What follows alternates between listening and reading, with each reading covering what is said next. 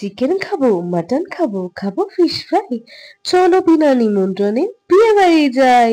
বিনা নিমন্ত্রণে বিয়ে বাড়িতে গিয়ে কিভাবে গান্ডে পিন্ডা খেতে হয় সেটা তো আমার কাছ থেকেই শেখা উচিত। লুকিয়ে লুকিয়ে ভেতরে গিয়ে দেখি বাবা, এ তো এলাহি আয়োজন। সুখে থাকো বাছা। ও, আমার তো আবার খাওয়াতেই সুখ, তাই আমি ওদিকেই যাই। গিয়ে তো আই এম টু অবাক, কারণ প্রত্যেকটা আইটেম ছিল ভেজ।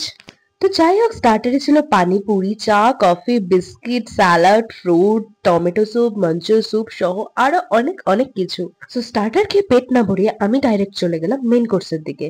ও ভাই সাব, মেন কোর্সে কি ছিল না বলো। তাওয়া রুটি, নান রুটি, বাটার নান, বাটার রুটি, সবকিছুর সঙ্গে ছিল রাইস আইটেম, যেমন তাওয়া pulao, card rice, normal steam rice. সাথে ছিল ভেজ আইটেমের বহুত বহুত ভ্যারাইটি। আমি সবকিছু অল্প অল্প ট্রাই করে নিয়েছিলাম, যেমন মিক্সড ভেজ, মালাই কোফতা, শাহি পনির, আলু গোবি, কড়াই পনির, বাটার পনির, পনির পকোড়া। এছাড়াও ছিল নুডলস আর গোবি মাঞ্চুরিয়ান, যেটা কিন্তু আমার অসাধারণ লেগেছিল। এছাড়াও ছিল অনেক অনেক অনেক রকম মিষ্টির আইটেম। ছিল রসগোল্লা, গোলাপ জামুন, ছিল হচ্ছে রসমালাই, কিন্তু আমার সব থেকে যেটা ভালো লেগেছে সেটা হচ্ছে ঘেওর। ও, তোমরা কারা কারা আমার মতো মিষ্টি খেতে ভালোবাসো অবশ্যই কমেন্ট করো।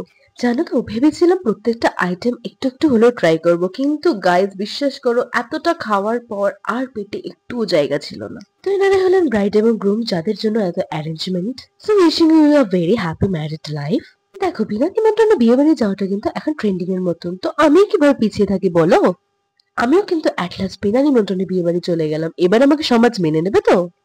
দেখো, আমার তো পেট পুজো সারা কমপ্লিট, কেউ যেন আমাকে না দেখে ফেলে এটাই আমি মনে মনে ভাবছিলাম, তবে আমি বেশি চাপ না নিয়ে ফটো ভিডিও করছিলাম। So, যাচ্ছ কোথায়? Follow me and subscribe me. Bye by.